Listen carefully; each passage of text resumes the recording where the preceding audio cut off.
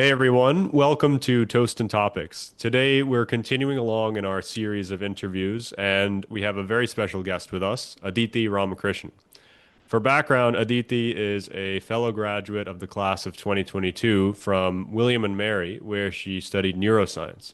Today she's working in New York City as a health and science reporter at the Associated Press, where she focuses on the intersection of science and journalism, writing about things ranging from ancient fossils to outer space and even politics.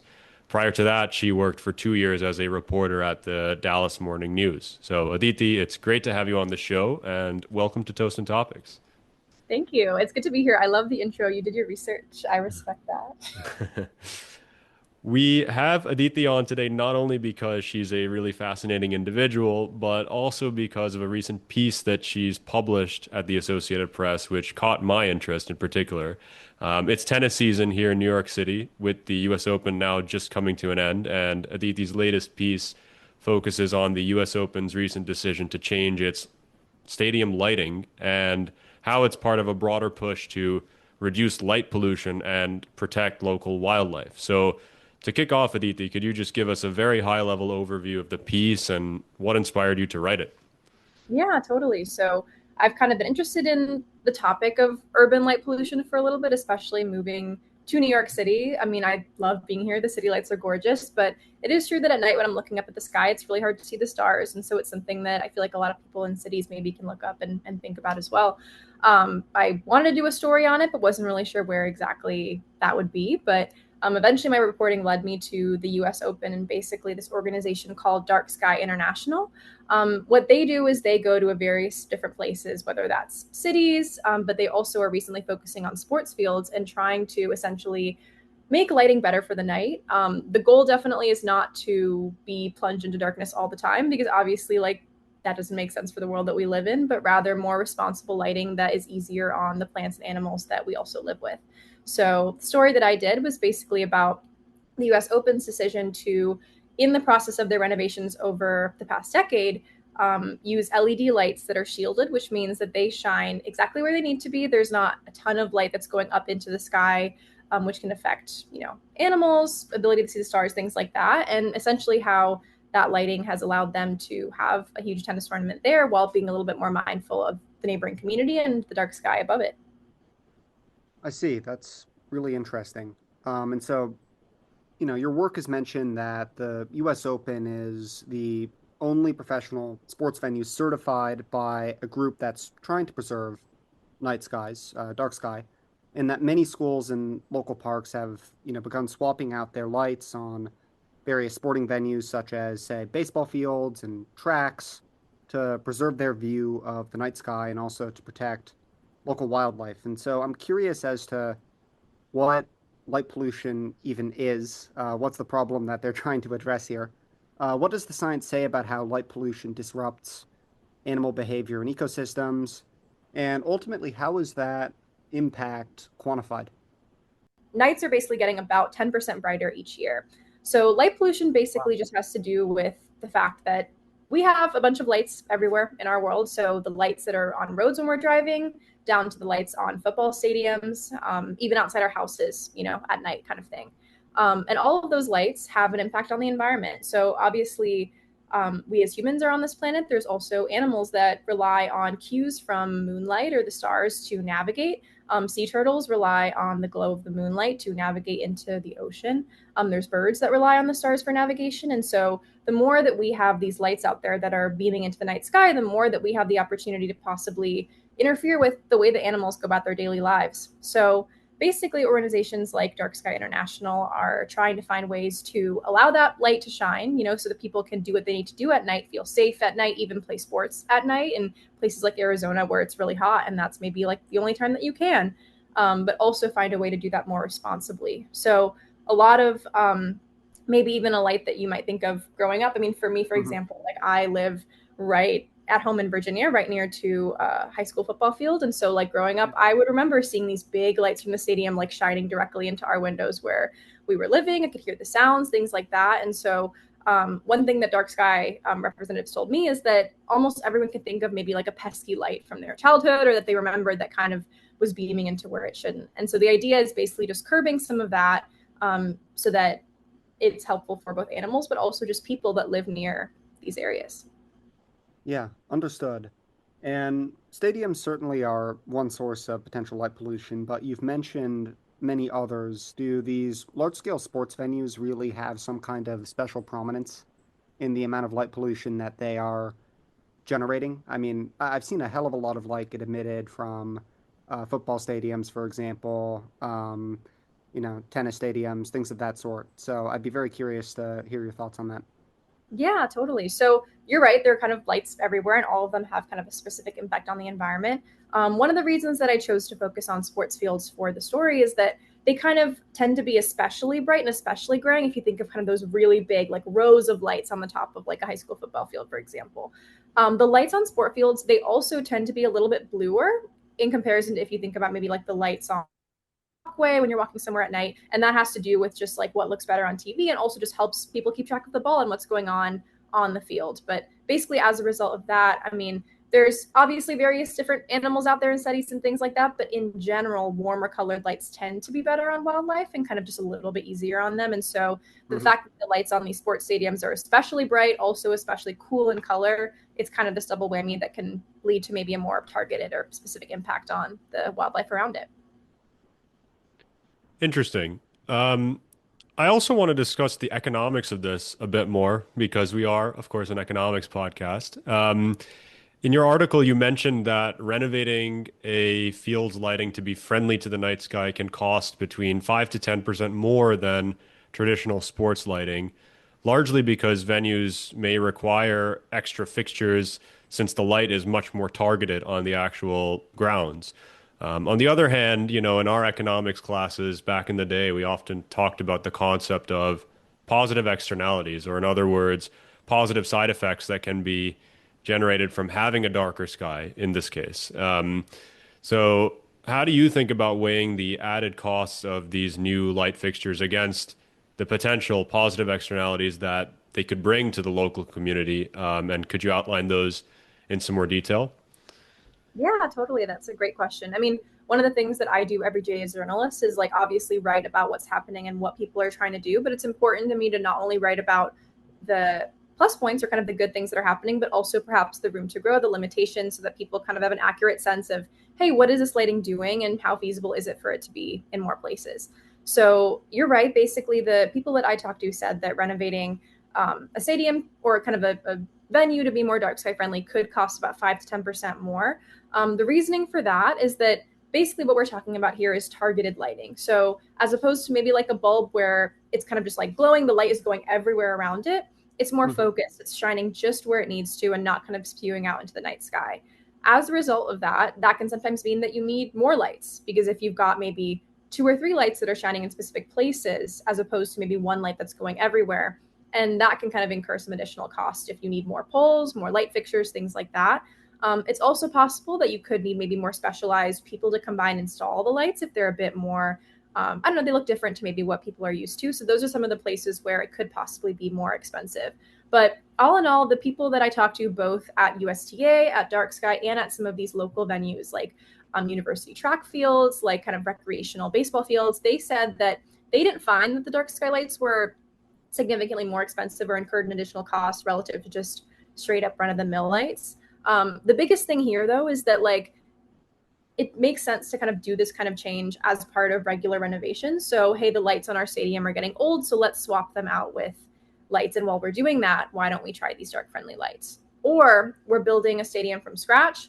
Let's see if we can get these dark sky lights in here. Because where the cost comes up and becomes possibly like prohibitive is if we've got a stadium already going, they have good light, we're ripping out all those fixtures and wholesale replacing them with new lights when we might not necessarily have needed to do it before. So that can be really expensive because, I mean, if you're replacing new lights for no reason. So the cities and places that I talked to, a lot of the like more local areas, they did it as part of their existing renovations. So, hey, we need to swap out these bulbs anyway. Why don't we look at making it dark sky friendly? And so that is kind of one of the ways that it can make more economic sense.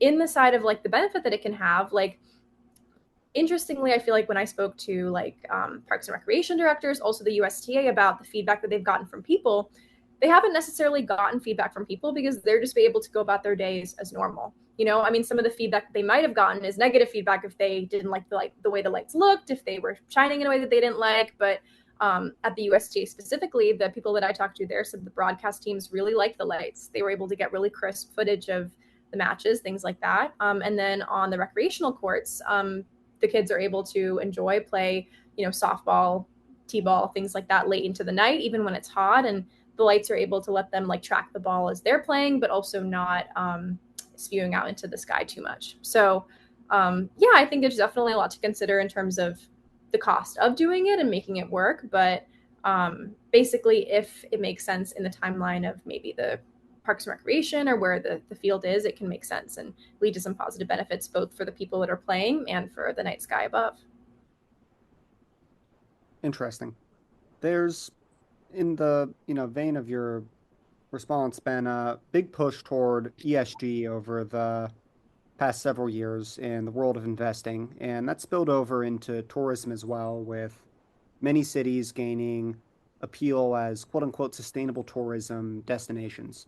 Do you think that there are potentially consumer and fan preferences for greener sports events in general? And do you think that that set of consumer preferences, if they exist, could play a role in pushing organizations like the USTA toward making these more environmentally friendly investments? Yeah, I think it's definitely possible.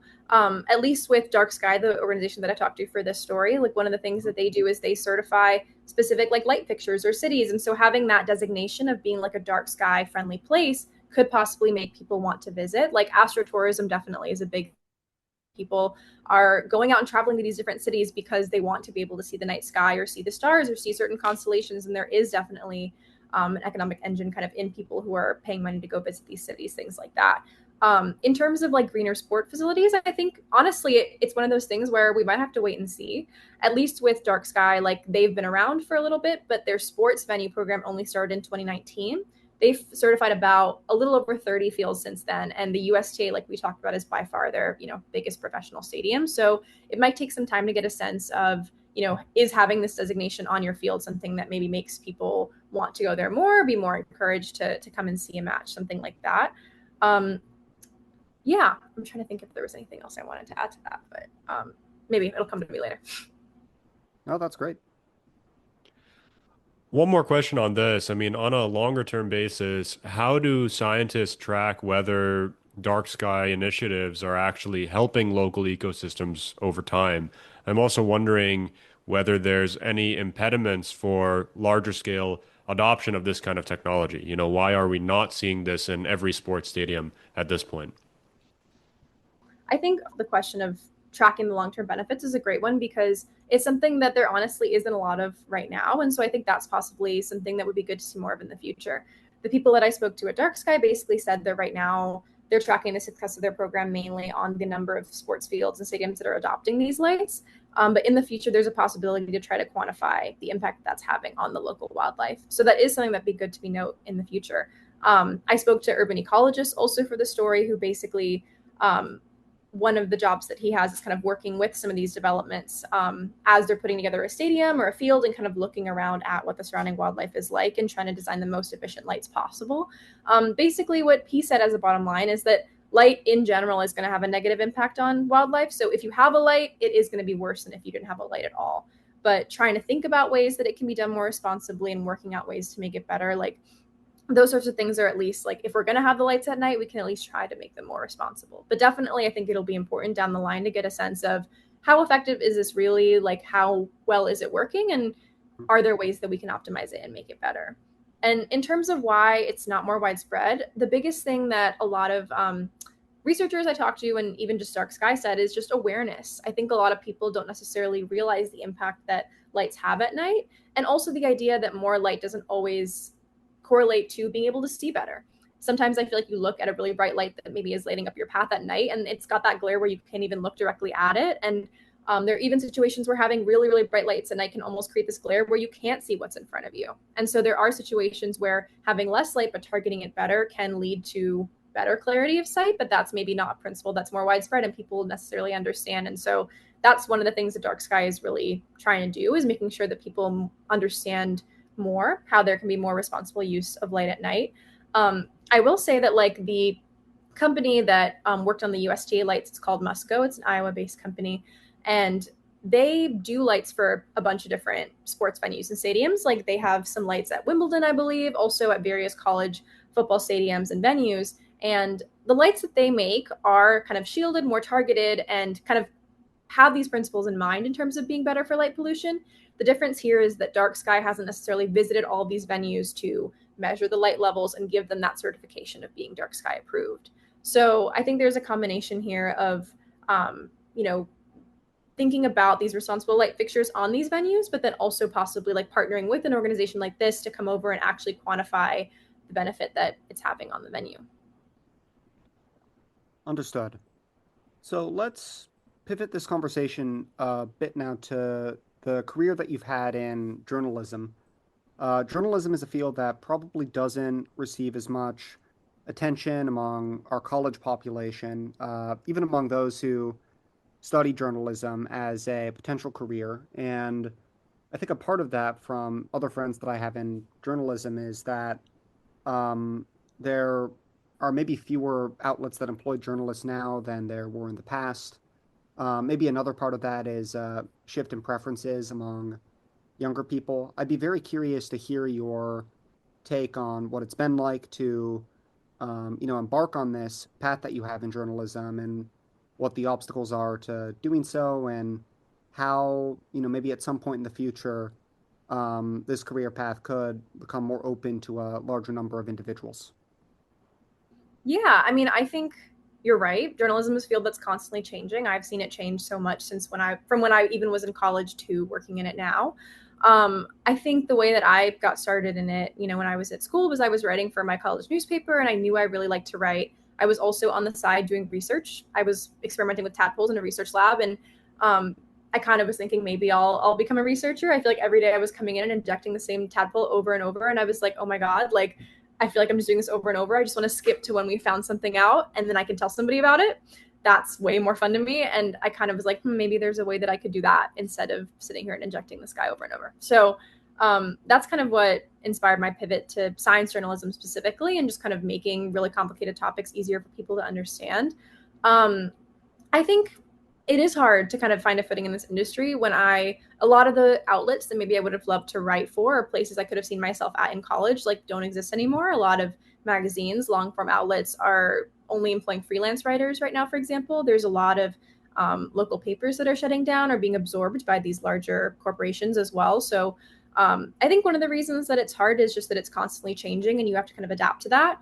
Another example of that is that I used to rely on Twitter, now X, a lot for keeping in touch with colleagues, sources, things like that. And obviously the algorithm, a lot of the way that platform works has changed a lot. And so that's also encouraged me to use other social media networks like LinkedIn, other places to look for sources. So a lot of kind of change variables that you have to kind of keep up with and keep an eye on so that you're able to do your job well, but also just like find the jobs that are out there. I think also journalism is a field that I think takes a toll on you a lot mentally. Like I love being able to tell people stories, to write about really cool science that's happening, but a lot of the time I'm also writing about things that are tough. Like I've written about, families that are trying to raise money for gene therapy for their kids who have rare diseases. I've written about people with, breast cancer, some of these like chronic diseases, written about people that are struggling. And, I really take a lot of care in telling those stories responsibly and respectfully, but at the same time, like there is kind of a weight that stays with you when you're holding these people's stories. And so I think also it can be hard to kind of find a way to process all of that yourself as the vessel, telling these stories, and also find a way to take care of yourself in a career where every day there's a new story, every day there's a new assignment, and there's constantly new things coming up.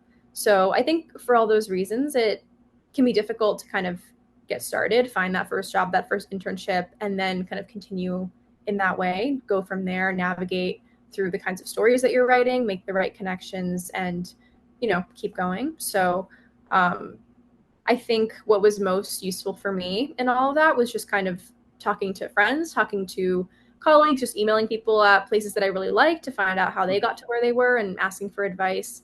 And then just writing as much as I could, because some of the first stories I wrote were terrible, like so bad.